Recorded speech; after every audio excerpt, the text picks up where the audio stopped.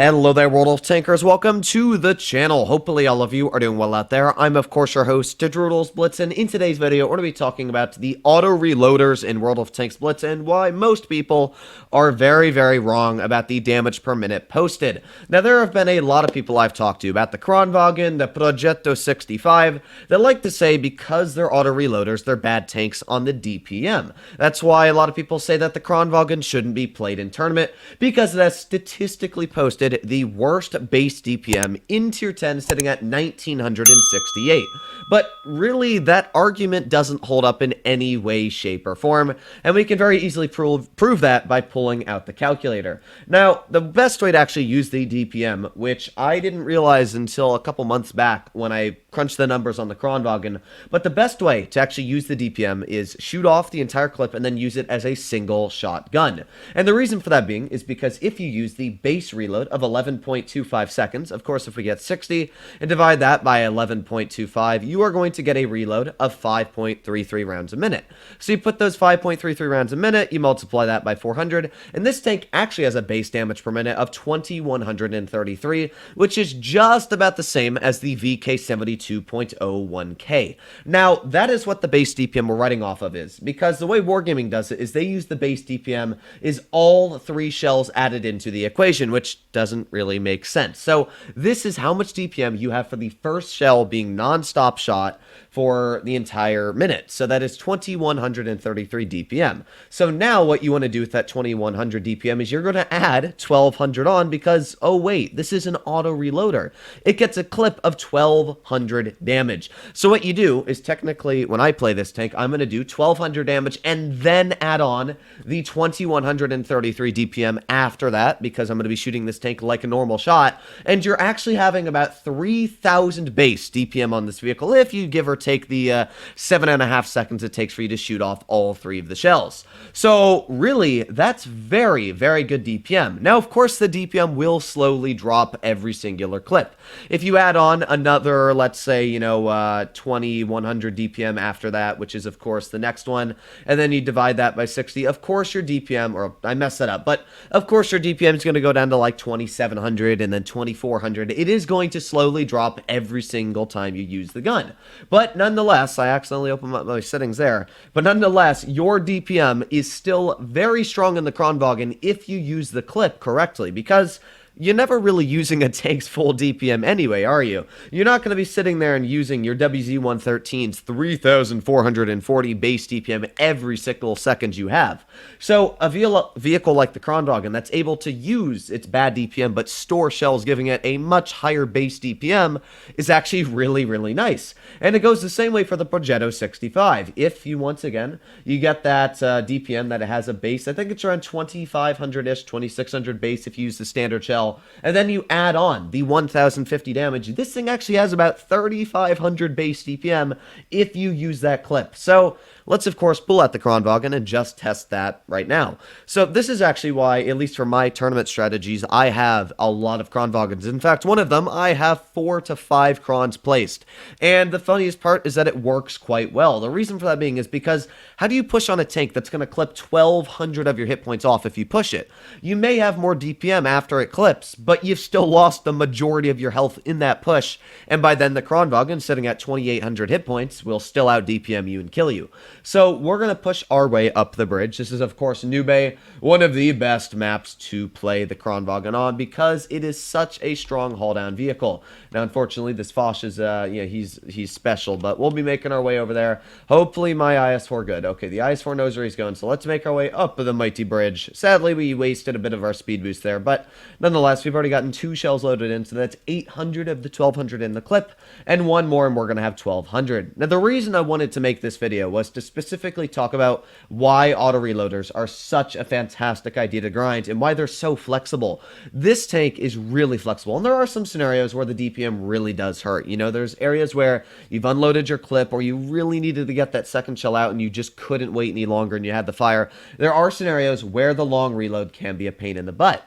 But at the same time, there's a lot of scenarios where having that 3-shell autoloader, you love it. You know, just being able to snap somebody 3 shells and then use the single shot ability is something that can be really, really nice. So I don't really know where the enemy team, like, we obviously know they're over to the side, but I don't really know exactly where that is because, as you can see, nobody's really detected. That's weird.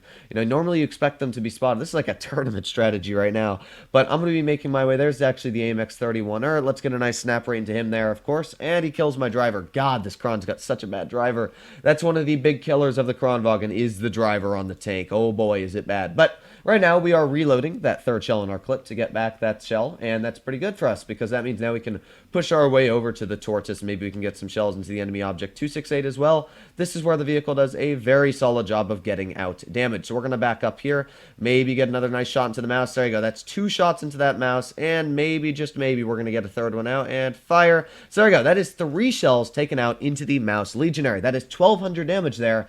And of course, all we got to do is now start reloading our clip, or we have the choice of starting to shoot that mouse once again, which of course I'm going to do because that gives me more DPM. So there's another nice shot into the mouse for 400. You can see I'm in a bit of a weird scenario right now, of course, because a lot of tanks all around me, and this is where that poor DPM does kind of get a bit weird. But again, we're just going to pull up here.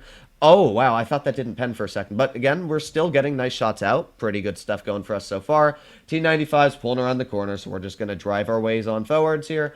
We got the T92 one off to the side. That's a tank, of course, I want to try and take out. So let's just get a nice tap into the T92. We got the Object 268 there. And this game, we are going to be breaking, hopefully, that 3,000 damage barrier with 1 standard shell going into the T95. There we go. So it wasn't, the most damage this game, but we still did break 3,000, which is a pretty respectable amount. And in fact, we should hopefully be able to get 1 more shell into the size 7 and keep our average damage, which we normally do. There we go. So that was 3,551 damage for this game.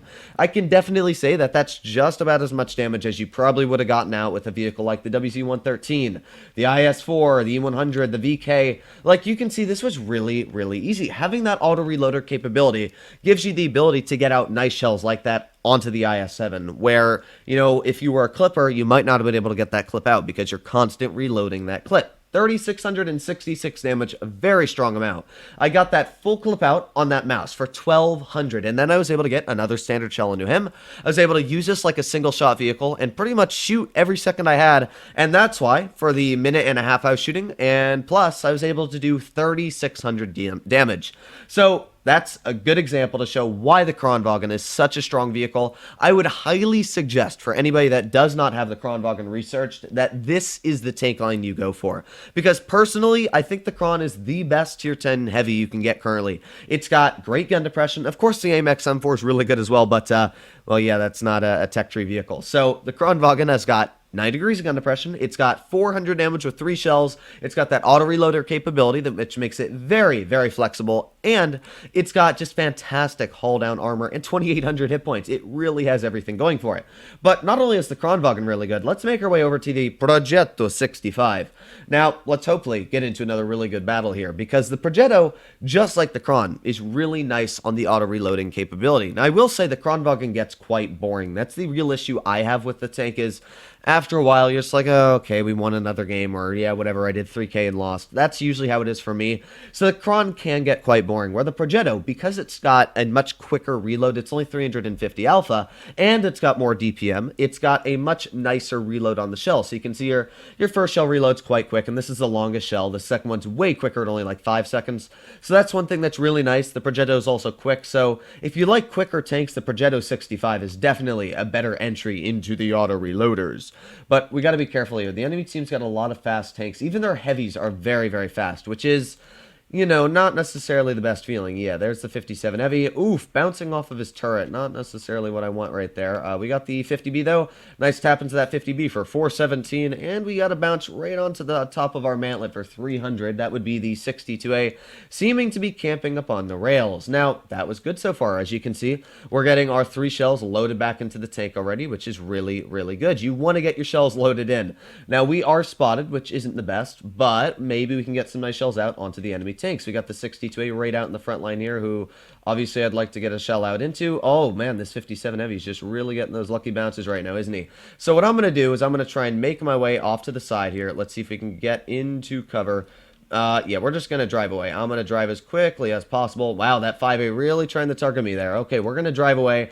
Thank you, 62A. Let's get a nice snap into that 57 and get out of that scenario. As you can see, my team kind of made a spoof here. I think our heavy should have definitely pushed medium side, and we're probably not going to win this, judging that our E100's all the way in the back of the map, but you never know. We're reloading our shells one at a time here, again, which is pretty good. And hopefully we should be able to finish off maybe the 62A. There's one nice shot into that 62. Are we going to be able to get more out? Doesn't look like it currently. We've also got that pattern across the map. Ooh, did that one hit? I don't think it did. Unfortunate. Okay. So we got the 57 heavy there. That 62A is up top at the rails, which means I don't want to get hit by him, of course. I'm going to go and try and help out my teammate. Now, my team is very quickly falling apart, as you can see here, which isn't necessarily the best. That's not what you want from a team ever. So let's see what we can do here. We got the 62A kind of climbing up that. No, it doesn't look like we can get a shell out on him. Come on, Patton, climb the railing, and there you go. There's one nice shot into the Patton. Let's reload again. Let's get that second shell out. There you go. There's that second shell, and let's go for a third. Oh, bouncing on the upper plate. That's quite bad. But nonetheless, you can see where the auto-reloading capabilities of this tank come in handy again. There you go. There's another nice shot into that Patton. Like, the gun on this tank is so nice. We're not going to win this, of course. There's nothing I really could have done to win this. Sorry. My voice is absolutely dying right now. I just woke up, so yeah, water is not in my lungs. But you know what? Water should not be in my lungs. I take that back. But yeah, there is no water in my throat right now. Let's get a nice shot into that 5A Serpent. Keep on driving now. Let's keep on moving. Let's keep on getting away from the enemy team. Oh, there's that 62A getting a nice snap into us. But we do have the E100 here, which is good for me, because that means he should be able to get some nice at least maybe nice shots into the enemy team. We got the Patton off to the side, so let's push our way on up here. Maybe we can get a nice shot into the 50B. Nope, we're going to bounce him, but I really want to take out this Patton, so let's do that. There you go. Nice shot into the Patton, taking him out. Wow, this 62A is really just wanting to target me, isn't he? Okay, so there's one nice shot into that 62A. Let's see what we can do here, if we can get another one out, and oh, we're not dead yet. You know what, we got another nice shot out, so can't complain. Good job from the Progetto 65. We were able to do 3,600 damage there, which is a pretty solid amount. Even with our team falling apart very quickly, you could see that the ability to get out 3 shells at a time is really nice, and then use it as a single shot vehicle. That is why I absolutely love this tank. Even though it's not the most accurate, that's its big drawback, is the accuracy. It's still one of the strongest tier 10 mediums, in my personal opinion, that you can get your hands on. So these are the 2 auto reloaders in tier 10, the Progetto 65 and the Kranvagn. So hopefully you enjoyed today's video. I would highly suggest to go for one of the 2 lines if you don't have either of them. They're really fun, and they're some of my favorite tanks in the game. So other than that, hopefully all of you enjoyed today's video. If you want to see more like it, please consider smashing that subscribe button down below. But other than that, hopefully I'll be seeing you in the next one.